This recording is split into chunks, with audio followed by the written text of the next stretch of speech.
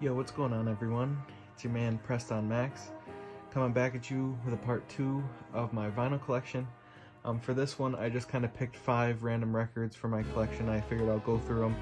This isn't a recent pickups. I've had these for some time. I just thought I would go through, give you a part 2. I just want to thank everyone who commented and liked the last video, as well as commented on my post on Instagram. The vinyl community over there has been really awesome and supportive. I also want to give a shout out to the gallery Discord. A ton of awesome people over there that are always talking about music and vinyl and all different genres and their pickups and sharing stuff like that. They've been a really awesome community to be a part of too. So anyway, without further ado, get right into it. So first pick I have here is going to be Mr. Wonderful by Bronson.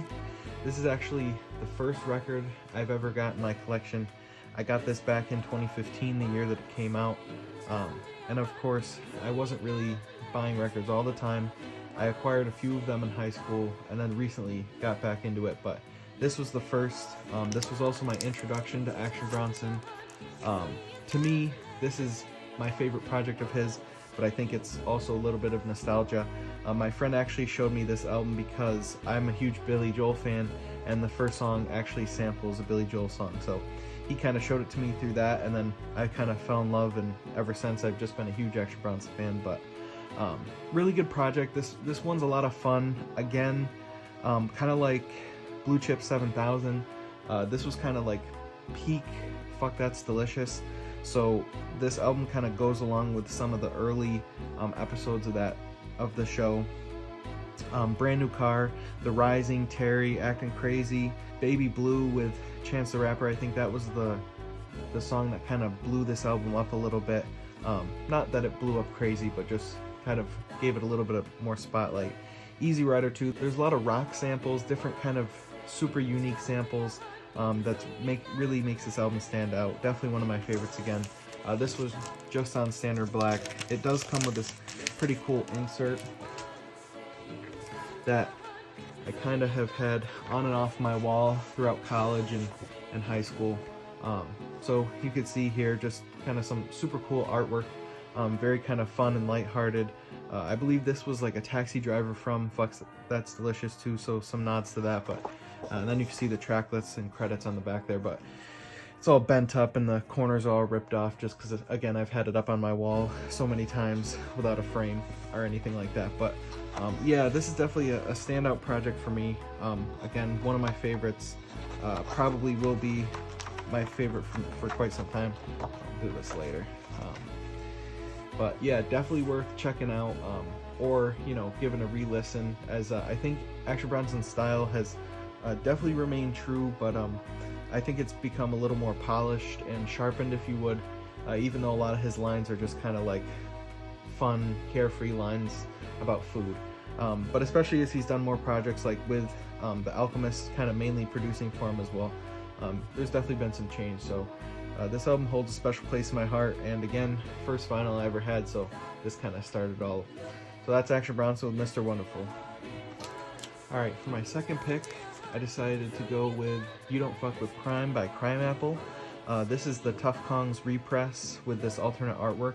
I forget the name of the guy, but this is like a tattoo artist who designed this artwork. So it kind of, the shading and the lining of it really resembles a tattoo. It's really crazy to look at. This is definitely one of my favorite alternate artwork album covers.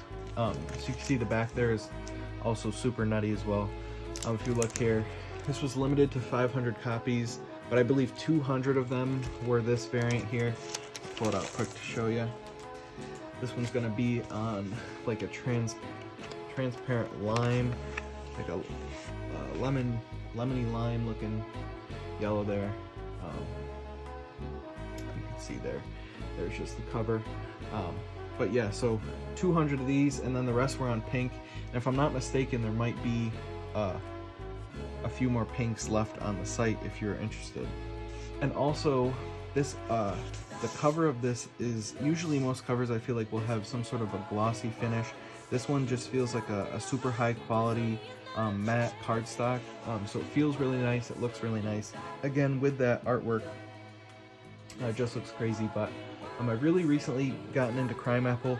I think this album is definitely one of his most fun and carefree. There's a lot of really awesome songs on here where he's just kind of, you know, goofing off or kind of bragging about himself in like, it's almost like, maybe not humbling, but he kind of just like is very carefree, doesn't really care about his haters. I think Gambler's Fallacy, kind of like a whole song about people saying how like he doesn't get women, and he goes through like all the ways he gets all types of women, like just funny songs. Like Butter, One Pan, Misunderstood's a good track too, Yuka, all just, again, this is definitely like more of a summery kind of like nice day, like happy mood type of album. Like definitely puts you in a good mood. If you're just looking for something light to listen to, this album's a lot of fun. And when I saw that it was getting this repress, I knew I had to grab it for the collection. So that's You Don't Fuck With Crime by Crime Apple. Up next, we have From King to a God by Conway the Machine. This is the recent D. Rap Winkle repress. This comes in all blue. It's on 180 gram. It's limited to 500 there, so you can see. So this one's pretty cool. D. Rap Winkle, this packaging, again, this is like the sturdiest, these are the sturdiest sleeves I ever get. It comes super well protected every time you order something from there, but you can see this just blue wax there. Mine kind of has this interesting little, I don't know if you can see that there. It's got like some like dark lines that run through it. I don't even know if you can see that with the light, but yeah, so like I was saying, this came out originally, and then I think they pressed a deluxe version as well. But I passed on those just because, again, that was like when I was first really getting back into things. But then when I saw that this was doing a repress, I actually decided to go for it because I think this album's great. I think a lot of people think this is one of his best works as of recent. Definitely some highlights on here for me. Lemon, this Anza, however you say it, song with Armani Caesar, that's kind of has like this more, it's produced by Murder Beats, like more of a trap beat. Like I actually really enjoy that song. Seen Everything But Jesus with Freddie Gibbs is incredible. I think Jesus Crisis, produced by Crisis, is like a top 3 Conway song as a whole for me. So if anything, I needed to have this album just for that song, because really just shows like how skilled and talented Conway is, and how much he's come and grown in these past few years that Griselda's really been blowing up. So really happy to D. Rap Winkle that they are able to give people a chance to get the music, as well as giving you a little bit something different. So those who kind of have the original still hold the original as like something special. I think, you know, as much as I want the music to be super widely available, like I talked about in my last video, I think there's something too about, like, you know, having different runs, like make stuff available, but do it in, you know, staggered drops. So, you know, it gives you a little bit of something special. So to have this is definitely cool to me. And I was able to get it for retail, so can never complain about that. That's Conway the Machine, From King to a God. Alright, up next we have Ransom and Nicholas Craven with Director's Cut Scene 1 and 2. This is kind of a dual pressing. This was done by Goodfellas. This is limited to 100 copies on this really cool variant.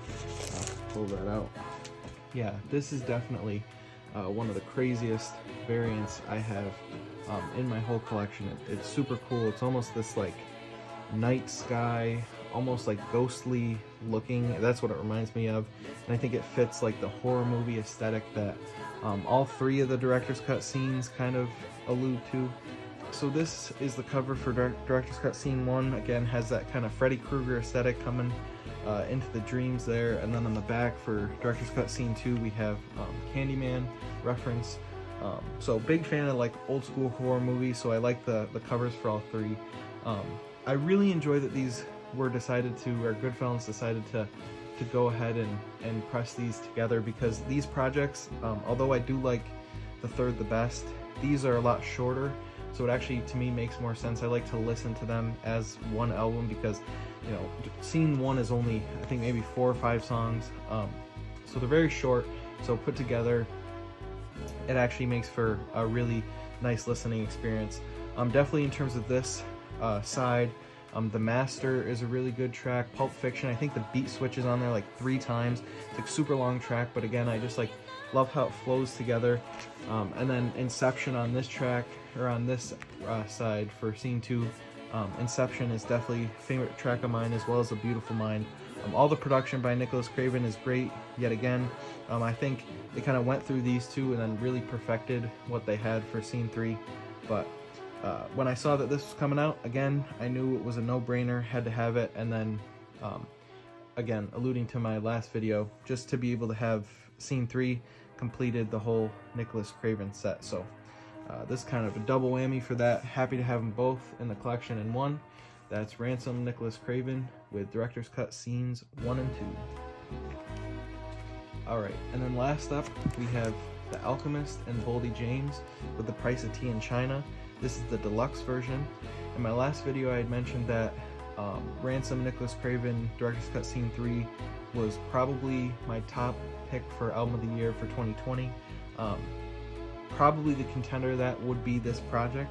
I think a lot of people would say the same.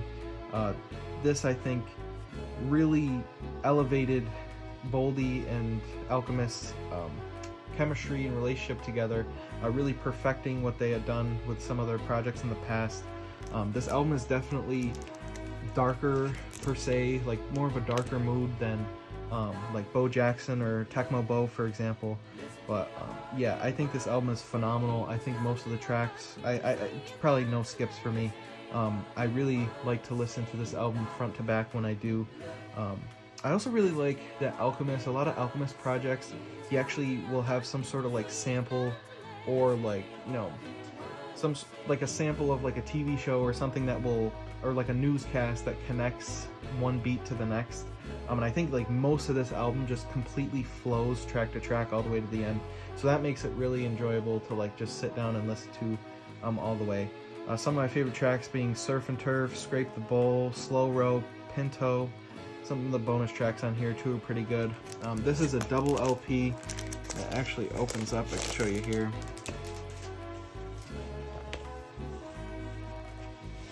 They just open there and have some cool pictures of Boldy James. Just look like some sort of old school camera that took them. Nothing crazy. I also think this artwork probably is the craziest artwork that I have, at least in my collection. And again, I also love how it's completely different from the artwork for the regular edition. Again, so if you are a collector, if you want to have both, you're able to have things that are completely unique. I think Alchemist covers are always super crazy. In this one, again, I think I actually maybe am biased, but I prefer this cover to the original, mainly because of these pops of blue that you have that you don't necessarily have in the original. But again, it's kind of a toss-up for me if I had to compare this between Bo Jackson as my favorite Alchemist Boldy project. But I think I might lean towards this one a little bit. Again, I think I just like the cohesiveness and the darkness of this album. I think this is definitely like kind of like an overcast day, or like kind of day turning into night is when I'll usually listen to this project. So I ended up finding this over the summer on eBay. The dealer had a few more items, so I was able to like make a group buy and get a discount on all of the projects that I bought. So really happy to have this for the price that I paid for it.